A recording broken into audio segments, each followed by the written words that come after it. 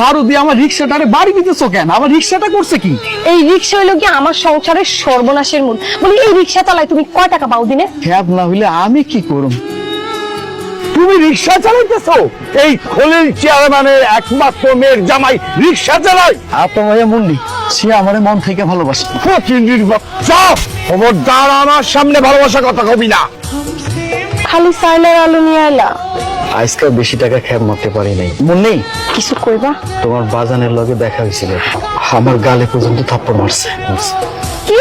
বাবা তোমার গালে থাপ্পড় মারছে? আমার বিয়ে করার পর থেকে তোমার অনেক কষ্ট সহ্য করতে হইতেছে। আমি তো সবকিছু জানি নাই, তোমাকে ভালোবাসছি, বিয়ে করছি, আমি কখনো তোমাকে ছেড়ে যাব না। আমার রিক্সা কই? তুমি এখানে বসে ভাবে কান্নাকাটি করতেছো কেন?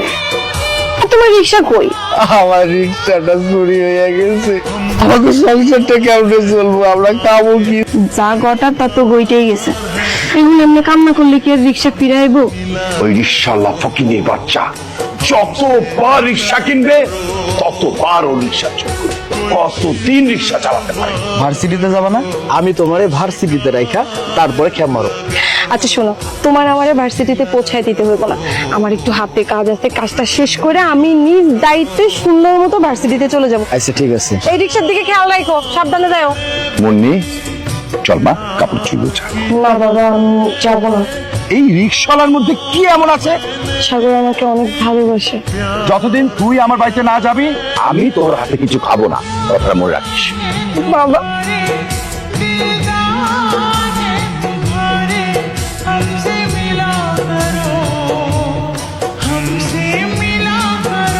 তুমি এই অসময়ে বাড়িতে এরকম করতেছো কেন?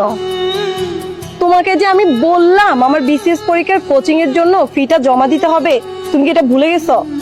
আমি অনেক চেষ্টা করছি, টাকার ব্যবস্থা করতে পারিনি। কাল বিকাল থেকে এই পর্যন্ত কিচ্ছু খাইনি। চুলার মধ্যে 1 ঘন্টা ধরে আগুন জ্বালায় রাখছি, আর নিজেরে বিশ্বাস দিতেছিলাম যে তুমি আইবা আর আইতে বাজার নিয়ে আইবা, আর তুমি কিনা খালি হাতে চলে আইছো। এখন কি তোমার মাথা চাবায় খামো? মুন্নি, কিসের মুন্নি? আমি তোমারে বিয়ে কইরা এখানে সংসার করতে আসছি না খেয়ে মরার জন্য? আমার বাপ ঠিকই কইতো তুমি একটা অকর্মা। তোমার রাগ উঠলে তুমি যা খুশি তাই করবা। তোমার সাথে থাকলে আমার ভবিষ্যৎ ধ্বংস হয়ে যাবে। আমার একটা দিন সময় দাও, আমি কালকের মধ্যে যে আপনি হোক টাকার ব্যবস্থা করুন। আমার মাইয়ার পরীক্ষার জন্য আমার কাছে টাকা চাইতে আসছিস?